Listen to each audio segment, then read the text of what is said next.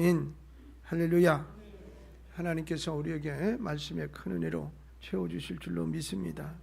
오늘은 사랑의 혁명 6번째, 사역의 모델 되어지는 베드로에 대한 말씀으로 사역의 사랑을 더하라, 이런 제목으로 은혜를 나누겠습니다. 예수님의 처음 말씀을 산상수훈이라고 합니다.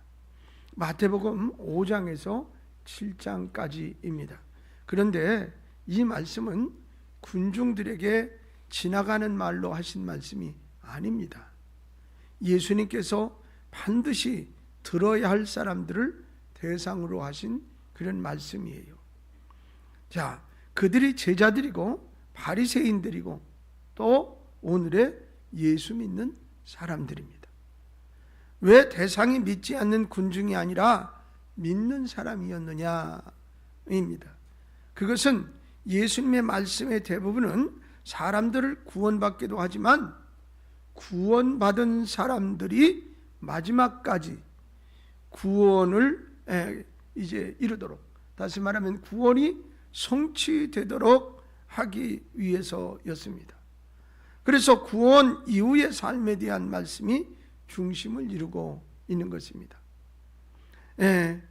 첫 시작의 말씀인 산상수훈의 내용들이 그렇고 마지막 설교에 해당하는 마태복음 25장의 말씀도 그렇습니다. 예수님은 마지막까지 예수 믿는 사람들이 승리자가 되기를 원하셨습니다. 그래서 심령의 가난함이나 애통함, 의에 줄이고 목마름, 의를 위한 핍박 등이 복이 있는 것이다, 이렇게 말씀하시면서 앞으로 무엇이 믿음인가를 가르쳐 주셨어요. 그리고 마지막까지 인생이나 믿음의 마무리를 잘 하도록 하기 위해서 십자가의 순환을 당하기 전에 가르치심이 지혜롭고 충성스럽고 의로운 자로서 세워져야 한다는 것을 강조한 것입니다. 이것은 구원이 최종 목적이 아니라 하나님 앞에 서는 것을 준비하며 살도록 해서 진정한 구원이 하나님 앞에서 얼마나 영광스러운 것인가를 가르쳐주고 있는 것입니다. 이미 여러 차례 말씀드렸지만 예수 믿으면 구원 받습니다. 그러나 천국 가서의 삶은 다를 수 있습니다. 여러분, 최후까지 잘못되지 않도록 하기 위해서 예수님의 가르침은 다시 말씀드리면 철저해야만 했습니다. 한 사람도 구원받은 사람을 잃어버리지 않으시려고. 여러분, 그래서 예수님은 제자들을 혹독하게 훈련시키셨고 그들도 무엇을 위하여 살아야 하고 어디가 인생의 종착역이며 끝이 무엇인가를 알아가면서 우리 예수님께서 가르쳐 주신 대로 살다가 마지막에는 하나님께 영광을 돌리는 사람이 된 것입니다. 제자들은 과연 예수님에게 무엇을 배운 것일까? 여러분, 그리고 예수님은 제자들에게 집중적으로 가르쳐 주신 것이 무엇일까? 자, 중요합니다. 오늘 이것을 알고 깨닫고 배우고 그리고 우리도 그 삶의 중심에 이것을 놓고 살아서 칭찬받는 성도, 그리고 저 천국을 하늘나라를 소유하는 성도 되어져야 하겠습니다. 자, 자격에 해당되는 것을 몇 가지 설명을 먼저 하셨는데 누가복음 14장 27절에는 뭐라 그러냐면 내 제자가 되려면 십자가 져야 된다 그러셨어요. 그리고 마태복음 23장 12절에는 어떻게 말씀하셨느냐? 누구든지 낮아져야 된다, 높아지면 안 된다 그랬어요. 그리고 요한복음 12장 26절에는 섬기는 자가 되어야 한다. 섬김 받으려는 게 아니라 섬기는 자. 그리고 요한복음 15장 8절에는 열매를 맺어야 한다. 여러분, 이것이 예수님께서 제자들에게 가르쳐 주신 말씀이지만 예수님이 제자들에게 바라시는 것은 이것만이 아니에요. 그 이상의 것을 바라셨어요. 그 이상의 것. 자, 보십시다. 여러분, 우리가 예수를 따르고 믿음 생활을 할 때 십자가 지고 겸손하고 섬기고 열매 맺는 정도만 돼도 아이고 저 사람 예수 잘 믿는 사람이네, 그렇게 얘기하지 않겠는 거예요. 그런데 그 이상을 뭘 또 요구하세요? 우리한테 이것도 벅차고 힘든데. 그러나 좀 더 깊이 예수님께서 의도하시는 뜻을 알게 된다면 생각하는 범위가 전혀 다른 형태가 되는 것을 볼 수 있어요. 여러분, 예수님 곁에서 가장 철저하게 훈련받은 제자를 논하라면 베드로입니다. 이미 베드로에 대한 말씀을 드리겠다고 말씀드렸어요. 예수님과 베드로의 관계는 다른 어떤 제자나 사람들보다 깊이가 있었고 다양하고 또 강도 높으며 역동적이었습니다. 서로에게 심할 정도로 예수님도 집이 왔었고, 베드로는 비틀거리면서도 끝까지 예수님께서 원하시는 그 길을 가기 위해 온갖 고생을 다했던 사람이었습니다. 그러나 결론은 예수님도 승리하셨고 베드로도 승리했습니다. 서로가 힘들어 포기할 수 있었지만 끝내 둘은 승리했다, 그 말입니다. 그 둘의 영광스러운 승리 모습은 우리들이 어떻게 주의 길을 가야 되는지, 제대로 된 길을 가는 것인가를 너무나 생생하게 보여주는 승리의 모델, 빛과 같은 것입니다. 여러분, 그래서 오늘 말씀은 사도 베드로의 신앙 전부를 함축시켜주는 신앙 고백서 내지는 신앙 보고서라고 할 정도로 핵심이 되는 내용이라 할 수 있겠습니다. 그 누구보다 주님을 따르는데 선두였던 그의 믿음, 그의 성품, 삶의 모습과 예수님이 승천하신 이후 가장 주님처럼 쓰임받으려고 했던 그의 삶에서 우리는 어떻게 주의 길을 가고 그리고 주의 일을 해야 하는가를 충분하게 교훈받을 수가 있습니다. 크게 세 가지를 설명드리겠습니다. 첫째는 본질에 충실한 믿음을 살라는 것입니다. 오늘 본문을 중심으로 말씀드리기 때문에 1절, 2절 말씀을 한번 보십시다. 예수 그리스도의 종이며 사도인 시몬 베드로는 우리 하나님과 구주 예수 그리스도의 의를 힘입어 동일하게 보배로운 믿음을 우리와 함께 받은 자들에게 편지하노니 하나님과 우리 주 예수를 알므로 은혜와 평강이 너희에게 더욱 많을지어다. 자, 여기 2절을 한번 다시 보면은요, 핵심 단어도 하나님과 주 예수예요. 하나님과 우리 주 예수를 알므로 그랬어요. 그러니까 베드로는 자신의 믿음을 보배로운 믿음이라 그렇게 말했어요. 다시 말하면 최고의 믿음, 귀중한 믿음 이라고 자기 스스로 고백을 했던 거예요. 여러분, 과거의 자신의 믿음이 의심, 도망감, 예수님을 부인했던 믿음에서 그러면 어떻게 보배로운 믿음으로 변하는 것일까? 베드로는 믿음에 있어서 누구도 따를 수 없는 열정이 있었던 것을 알 수 있습니다. 마태복음 16장 21절로 22절을 보면 예수님이 고난받고 죽임을 당한다고 그랬을 때 그는 뭐라고 그래? 예수님에게 아이 절대 안 됩니다. 그건 안 됩니다라고 막았었어요. 뿐만 아니라 요한복음 18장 10절에 보면 예수님께 입을 맞추고 예수님을 잡아가기에 왔을 때 대제사장 종의 귀를 칼로 자른 사람도 누구예요? 베드로예요. 왜 성경 안 보여줘요? 베드로는 불같은 믿음의 소유자였어요. 여기 보면 여러분, 그러나 이제는 보배로운 믿음의 소유자로 바뀌었다 그 말이에요. 바뀌었어. 여러분, 과거에는 자신의 의가 앞섰습니다. 덤벼들면 믿음이 좋은 사람인 줄 알았어요. 뛰면 되는 줄 알았다 그 말이에요. 여러분, 그러나 진정한 믿음은 하나님과 구주 예수 그리스도의 의로 되는 것을 깨닫게 된 거예요. 믿음이란 자신의 열심이나 자기의 의에 의하여 솟아나거나 불타는 것이 아닙니다. 그래서 잘못된 믿음이 되지 않기 위해 주의해야 합니다. 베드로는 보배로운 믿음을 새롭게 발견했어요. 보배로운 믿음. 그것은 사람의 힘이 아닌 하나님의 힘에 의해서 세워진 의의 믿음이었습니다. 여러분, 인간의 욕심에 의해서 성취되는 믿음이 아니라 하나님의 의로 여기심에 의한 믿음이었어요. 그렇습니다. 로마서 4장 13절 말씀에도 보니까 오직 믿음의 의로 말미암은 것이니라. 마지막 하반절에 오직 믿음의 의로 말미암은 것이니라 라고 말씀하고 있습니다. 그리고 베드로 후서 1장 오늘 본문 3절 말씀을 다 같이 한번 읽겠습니다. 그의 신기한 능력으로 경건에 속한 모든 것을 우리에게 주셨으니 이는 자기의 영광과 덕으로서 우리를 부르신 이를 알므로 말미암으라. 할렐루야. 베드로는 믿음이란 하나님의 신기한 능력이라 그랬어요. 여러분, 믿음은 사람의 능력이 아니라 하나님의 능력이라는 거예요. 그리고 하나님의 능력으로부터 생명과 경건이 나온다는 것입니다.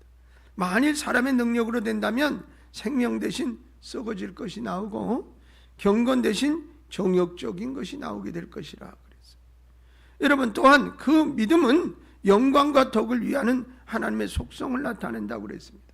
자, 이렇게 믿음은 하나님의 의나 사람의 능력이 아닌 사람의 의나 사람의 능력이 아닌 하나님과 주 예수 그리스도의 의와 하나님의 능력이라 이렇게 말하고 있어요.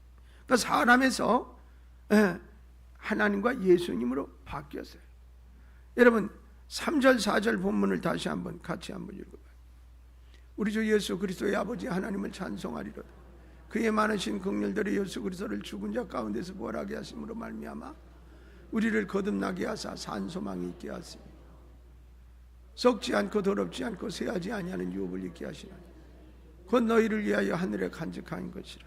아멘. 이렇게 베드로의 믿음은 과거처럼 불안하거나 흔들리거나 혼란스럽지가 않은 모습, 혼란스러운 모습이 아닙니다. 이제 그의 믿음은 그에게 산 소망이 됐고 또 여기 고백하는 대로 썩지 않고 더럽지 않고 쇠하지 않는 하늘의 유업을 간직하는 보배로운 믿음이라 이렇게 얘기했어요. 그렇다면 과연 우리의 믿음은 어떠냐? 여러분도 보배로운 믿음을 고백하고 있으신지요? 정말 존귀한 믿음의 소유자이십니까? 베드로는 변화되기 전까지는 하나님의 일을 자신의 믿음으로 해보려고 부단히 노력을 했던 사람입니다. 예수님 곁에서 열심히 배우고 또 믿음을 키우기 위해서 결단도 하고 야단도 맞고 기도도 하고 병자도 고치고 성령도 받고 정말 많은 것을 경험했어요. 이 정도면 베드로 우리보다 훨씬 훌륭하고 그렇지요. 그러나 그런 믿음은 하나님의 의와 신기한 구원의 능력에 비하면 초라한 것이라는 사실을 베드로가 나중에 깨닫게 돼요. 그렇게 훌륭한 건데도 여러분, 베드로는 믿음의 본질을 알게 된 거예요. 어느 날 그에게 일어난 새로운 변화는 병이 낫고 문제가 해결되고 높아지고 무리를 걷는 신비한 기적의 믿음이 아니다. 그에게 일어난 변화는 보배로운 산돌이신 예수님을 발견했던 것입니다. 여러분, 베드로전서 2장 4절 말씀을 가까이 이제 다 같이 보실까요? 사람에게는 버림받아 되었으나 하나님께는 착하심을 입은 보배로운 산돌이신 예수께 나아가. 야, 보배로운 예수를 찾았는데 자신의 믿음도 보배롭게 됐어. 보배로운 예수님을 찾았을 때 믿음의 본질은 눈에 보이는 어떤 특이한 일들이 일어나도록 하는 것이 아닙니다. 진정한 믿음은 예수님을 발견하는 겁니다. 아멘 하세요. 보배로운 예수, 존귀한 예수를 발견하지 못하면 믿음도 사역도 인생도 보배롭고 존귀하게 될 수가 없습니다. 보배로운 믿음으로 보배로운 교회를 세우고 보배로운 사역을 하고 보배로운 열매를 맺을 수 있어야 합니다. 베드로의 믿음은 하나님과 예수 그리스도의 의에 세워진 믿음이었습니다. 두 번째로 신의 성품으로 살라는 겁니다. 여러분, 베드로에게 믿음만이 새롭게 변화된 것이 아니에요. 그는 보배로운 약속도 발견했어요. 이제 베드로후서 1장 4절 말씀을 같이 읽어요. 이로써 그 보배롭고 지극히 큰 약속을 우리에게 주사 이 약속으로 말미암아 너희가 정욕 때문에 세상에 썩어질 것을 피하여 아멘.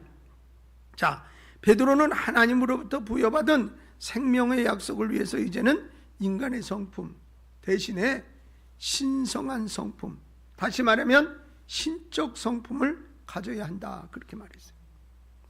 하나님의 일을 하는 사람에게 가장 중요한 영적 자격을 말할 때 예수님께서 제일 먼저 강조하는 것이 영적 성품입니다. 산상수훈의 온유, 긍휼, 청결, 화평, 예수님께서 말씀하신 의도는 보배로운 약속을 향하여 가는 사람이 되려면 그런 영적 성품을 가져야 한다라는 얘기예요. 그런데 베드로에게 치명적인 약점이 있다면 그는 이제 성품에서 너무 인간적이었지 신적인 성품은 약했어요. 어느 날 예수님과 형제를 용서하는 것에 대해서 대화를 하지 않습니까? 그때 그는 7번 정도면 되겠습니까? 라고 주님께 말하죠. 여러분, 그는 사람이 생각할 수 있는 최대의 용서는 7번 정도이면 충분하지 않을까? 이리 판단합니다. 여러분, 사람을 7번까지 용서하는 것도 대단한 것 아니에요? 그러나 예수님의 대답은 전혀 달라요. 마태복음 18장 22절에 보니까 예수께서 이르시되 내게 이르노니 7번뿐만 아니라 7번씩 어떻게 70번까지라도 할지니라. 여러분, 왜 이렇게 용서를 해야 합니까? 예수님께서 말씀하시려는 의도가 뭘까요? 용서를 그렇게 할 수 있어야 복을 받고 도의 경지에 이를 수 있다는 것입니까? 그래야 믿음 생활 잘하는 사람으로 인정받는다는 겁니까? 용서를 7번씩 70번까지 하라는 것에 대한 결론을 예수님은 이렇게 말씀하세요. 마태복음 18장 48절, 이건 같이 한번 읽어봅시다. 그러므로 하늘에 계신 너희 아버지의 온전하신 것 같이 너희도 온전하라. 이렇게까지 용서하는 이유는 하나님이 그렇기 때문에 너희도 그와 같이 돼야 한다라는 거예요. 예수님도 무한대 용서해야 하는 이유, 우리도 무한대 용서해야 하는 이유가 바로 여기 있어. 왜? 그래서 신적 성품이 필요하다는 거예요. 베드로후서 1장 5절 7절 말씀, 5절로 7절까지를 같이 다 한번 읽어봐요. 오늘의 말씀의 핵심이에요. 잘 중요하게. 그러므로 너희가 더욱 힘써 너희 믿음의 덕의 지식의 절제를, 절제의 인내를, 인내의 경건의 형제부여를, 형제부여의 사랑. 자, 여기 보면 이제 뭐예요? 믿음, 덕, 지혜, 절제, 인내, 경건, 형제부여, 사랑, 이렇게 8가지 성품에 대해서 말씀을 하세요. 자, 그러나 단어들 사이사이에 뭐가 들었느냐? 더라는 접속사, 헬라어로는 카이라는 단어가 들어있어요. 그러니까 이 말은 앞에 무엇보다 조금 더, 이것보다 조금 더, 이것보다 조금 더, 이것보다 조금 더, 이런 의미의 단어예요. 여러분, 그러니까 이 말씀의 형태는 점점 극대화되어 가는 모습으로 베드로가 어디론가 어떤 지점이 있어, 그 목표 지점이 있어, 거기를 향해서 쉼을 주지 않고 끌고 가려는 의도가 있어요. 여러분, 단어 하나하나의 중요성보다 점진적으로 전개되어 가는데 마지막 정점에 이를 그 방향 제시가 중요해요. 이 말씀에 베드로는 우리를 이끌고 어디론가 가려는 의도를 보여주고 있는데 과연 그가 말하려는 마지막 목표가 뭐예요? 여러분, 사랑입니다. 사랑이에요. 사랑. 그러니까 앞에 있는 믿음, 덕, 지혜, 절제, 인내, 경건, 형제부여, 이것 위에 사랑이 더 있어요. 사랑. 그게 더 큰 것이다. 그게 제일이다. 그게 신적 성품이다. 그것으로 사명도 감당하고 그것으로 신앙생활도 하고, 그 얘기예요. 그 얘기. 최고의 신성의 성품을 말하고 싶어 베드로는 사람이 중요하게 여기는 믿음에서 출발을 해가지고 덕이나 지혜, 절제, 인내, 경건, 형제 위에까지 우리식으로 말하면 껍질을 살살 벗겨내면서, 근데 그래도 부족하다, 이것도 아니다, 더 그리고 마지막 드러내는 최고의 보배로운 것이 사랑이라고 말하는 것입니다. 베드로의 목표는 사랑입니다. 여러분, 베드로에게 사랑은 신기한 능력이고 큰 영광인 겁니다. 그 사랑이 하나님이시기 때문입니다. 할렐루야. 베드로는 자기 생각, 자기 의를 가지고 뭔가 열심히 해보려는 생각에는 1등이었어요. 열정도 1등이고. 그런데 잘못해서. 그러다 발견해 보니까 하나님이 사랑이야. 그 사랑으로 해야 하는 거야. 하나님의 힘으로 해야 되는 거야. 그걸 그때 깨달았어요. 그리고 감격스러워하는 겁니다. 여러분, 최고의 절정, 가장 중요한 존귀한 성품이 사랑이라는 사실을 기억하십시오. 신의 성품이 사랑입니다. 하나님과 예수님의 성품이 사랑입니다. 사랑. 그 신적 사랑이 무엇인가에 대해서 예수님께서 이미 가르쳐 주셨습니다. 사람은 사랑해 주는 사람을 사랑한다는 것이 인간의 사랑이지요. 그러나 신적 사랑은 전혀 달라요. 여러분, 누가복음 6장 27절로 35절에 보면 사람은 사랑하는 사람을 사랑하지만 신적인 사랑은 원수를 사랑하는 사람입니다. 이 성품을 가져야 주의 일을 할 수 있고 보배로운 약속의 길을 갈 수 있다는 거예요. 이렇게 베드로는 사랑에 대해 철저하게 훈련을 받은 사람이기 때문에 베드로 전후서를 쓰면서 마치 17번을 사랑에 대해서 얘기하고 있어요. 몇 가지만 볼까요? 베드로전서 3장 8절, 4장 8절, 5장 14절 말씀을 같이 한번 연속해서 봅시다. 말하노니 너희가 다 마음을 같이하여 동정하며 형제를 사랑하며 불쌍히 여기며 겸손하고. 다음, 무엇보다도 뜨겁게 서로 사랑할지니 사랑은 허다한 죄를 덮느니라. 너희는 사랑에 입맞춤으로 서로 무난하라. 그리스도 안에 있는 너희 모든 이에게 평강이 있어. 할렐루야. 베드로에게 주님의 사랑은 아주 특별한 것이었습니다. 언제나 주님의 사랑은 베드로에게 일방적이었어요. 주고받는 사랑이 아니라 항상 먼저 베풀어주는 그런 사랑이었단 말이에요. 베드로는 주님의 원수 같은 짓을 한 제자이고 정말 어떻게 품을 수 없는 배신자이며 이와 같은 행동을 스스럼없이 했던 사람입니다. 그러나 예수님의 사랑은 달랐어요.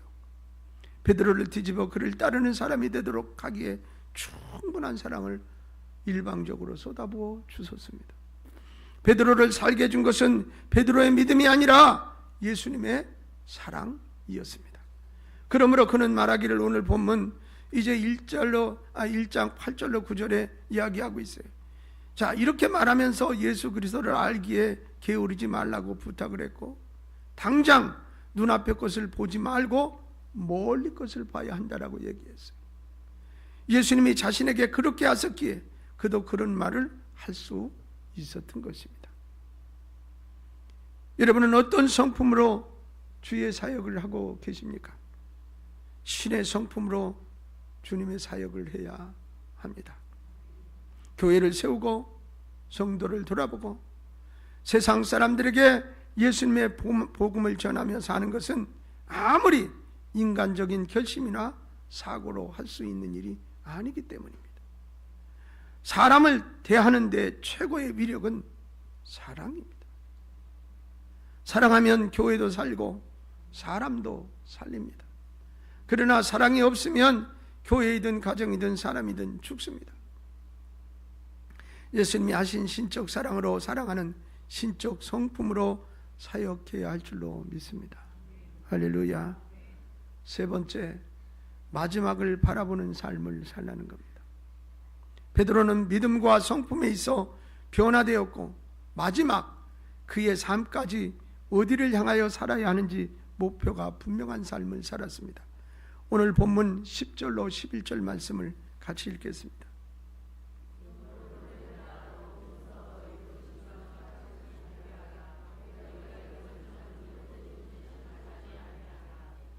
이같이 하면 우리 주 곧 영원한 나라에 들어가는 넉넉히. 할렐루야. 이 말씀 속에서 베드로와 같은 사람들의 모습을 표준해 준 말이 하나 있어요. 그게 뭐냐면 실족이라는 말이에요. 실족. 실족이란 넘어지다, 실수하다, 그런 말입니다. 베드로의 과거에 뼈저린 실족의 경험을 가진 사람 아닙니까? 그렇기 때문에 앞으로는 실족하지 않는 삶을 살기 위해서 자신과 우리들에게 그의 비법을 전수해 주고 있습니다.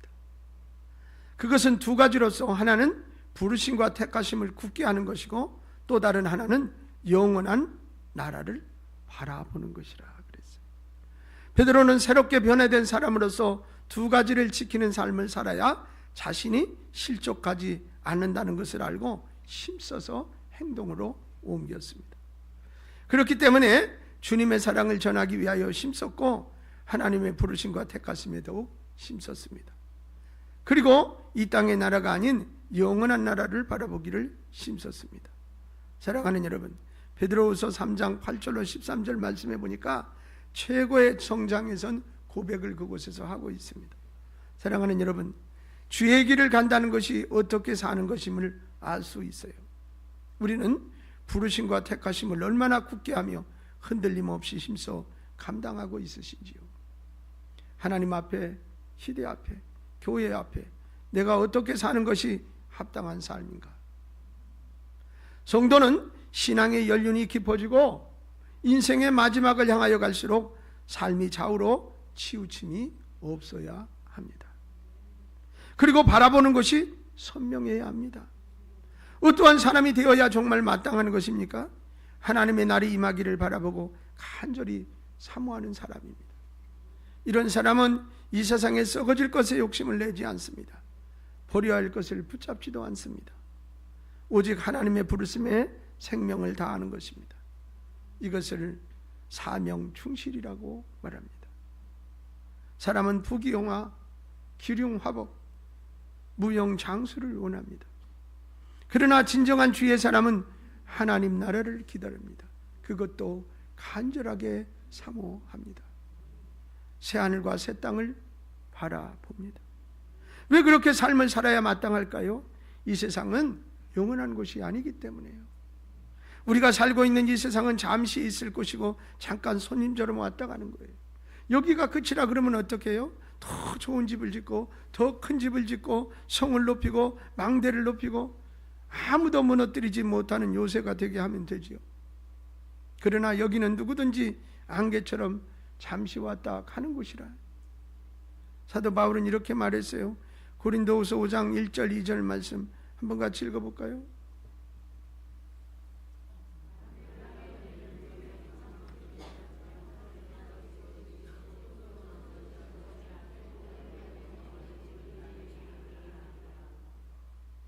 참으로 우리